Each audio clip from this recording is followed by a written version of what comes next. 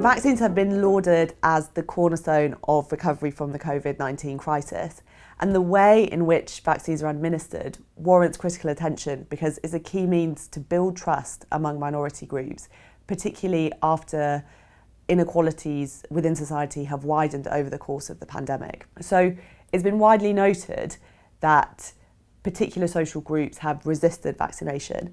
That resistance has been attributed to mistrust, which has become a kind of catch-all term to encompass a host of stances and rejections of vaccines. Conversely, it's been assumed that when people accept a vaccination, they trust the state or the healthcare system. And in our research, we challenge this binary that trust belongs to the vaccinated and mistrust to the unvaccinated. Instead, we, through ethnographic exploration, open up the more complex trust relationships which surround the acceptance or non-acceptance of a vaccine. So we found that these communities that had been labelled as vaccine hesitant, in fact, many people had accepted a vaccine. But what we found is under the conditions of these policies, that did not equate to a trust relationship being built with the state or the healthcare system. In fact, people felt they'd been coerced into getting a vaccine. They felt their individual autonomy had been compromised. People feared the effects of a vaccine even after side effects didn't manifest. So all this is to say that even though these policies had resulted in vaccines being administered, they had not resulted in trust being built. Our research focuses on vaccine orientations among ROMA communities and undocumented migrants in Italy. These are very diverse groups, but they have both been labelled as vaccine hesitant. And recent EU policy has attempted to develop ways of administering vaccines which build inclusion among these groups. What we found is this supranational rhetoric of inclusion is at odds with the way in which vaccines are delivered on the ground. So in Italy, the administration of vaccines has been tied to the restriction of rights for unvaccinated people through a green pass, which restricts access to work and transport for people that haven't received a vaccination. Alongside this, there's been political discourse which has stigmatised unvaccinated people. Often referred to as the largest European ethnic minority, despite their diversity of nationality, language, religion, cultural practice, Roma are affected by historical discrimination, stigma, and exclusion. Roma communities suffer higher rates of poverty, deprivation, and marginalization than their non-Roma counterparts. And the COVID-19 pandemic exacerbated these existing inequalities. For Roma, pandemic impacts have been primarily narrated in terms of their assumed reluctance to adhere to emergency regulations or their lack of self-governance. As a consequence, pandemic policy making has been characterized by measures to contain and control Roma settlements with disciplinary measures driven by fear that COVID-19 would spread among Roma, who could then in turn bring contagion to the wider society. In Italy, lockdowns often involved increased military presence to control the spreading of the virus by Roma camp dwellers, while eviction orders were served throughout the pandemic. Our research showed a complex picture in practice. The obstacles to COVID-19 vaccinations were many. Respondents assessed COVID-19 risk in relation to socioeconomic conditions, including poverty, unemployment, insecure and informal jobs, lack of adequate housing and accommodation. And of course, interrupted access to education for Roma children due to impending evictions. Roma experienced the mass nature of quarantine on entire communities and settlements as a continuation of discrimination to contain and control the disease and their perceived illegality.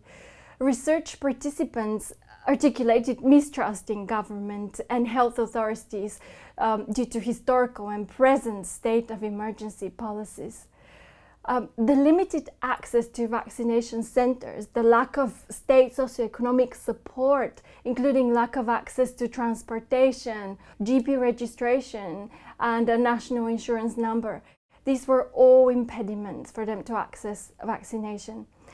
Vaccination was also resisted because of fear of eviction or deportation if one's status as a Roma migrant or informal workers became known to public health authorities.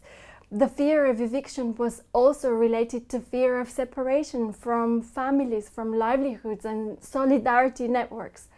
Moreover, the fear of side effects due to underlying chronic morbidities and wider socioeconomic circumstances was a common theme in participants' narratives.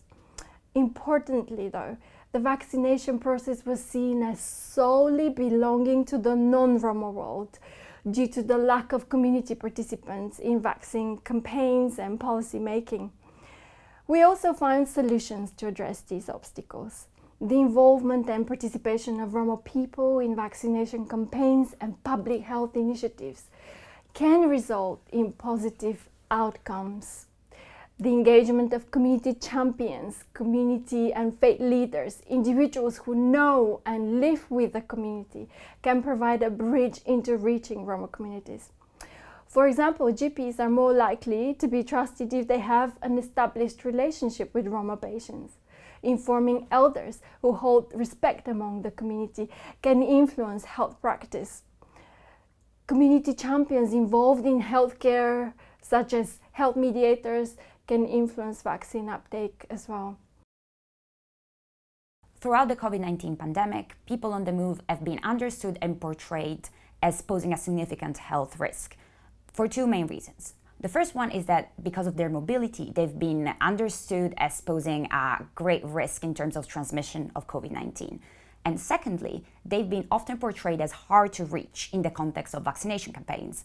And this is because of fear of deportations, of fear of violent encounters with police and border authorities. People on the move often try and evade the state and any interactions with actors that are understood as being close to the state in one way or another, and health actors definitely included as well. So overall, for these reasons, people on the move have been understood and portrayed as vaccine hesitant. So what came out of our research was that actually people on the move and forced migrants are not necessarily vaccine hesitant at all. Rather, they make very pragmatic calculations on whether to accept or reject COVID-19 vaccines. And all these calculations really put mobility at the fore. So for example, people that had accepted a vaccine had done so in hopes that this would make their journey easier, that they would be, for example, less harassed by police.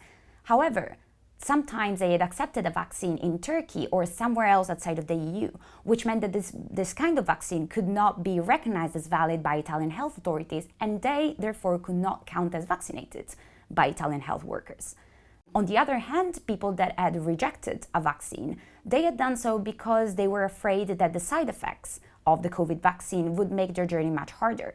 And there are very good reasons for fearing so. In order to cross into France, people have to cross the Italian Alpine border, and this has proved to be a very dangerous crossing and often deadly.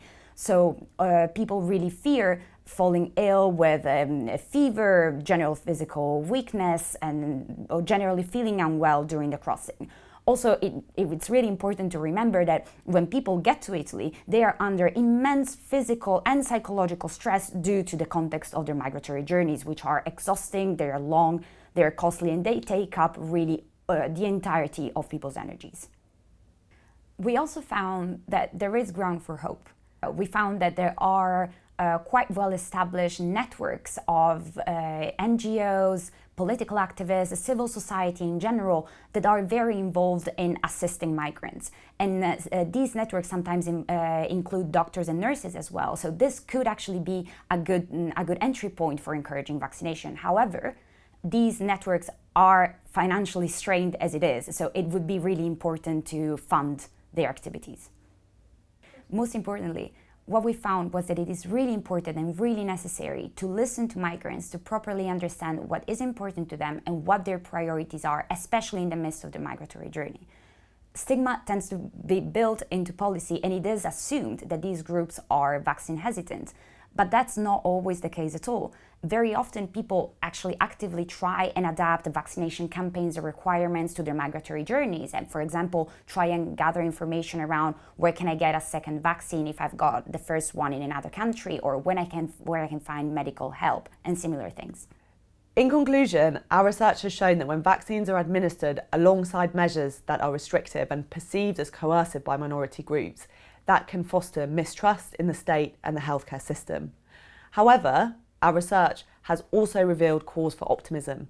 When communities in all their diversity are involved in the administration of vaccines, and where real and meaningful space for deliberation and debate is created, then public health measures can be a source of inclusion and trust building, which is so important as we move into the post-pandemic world.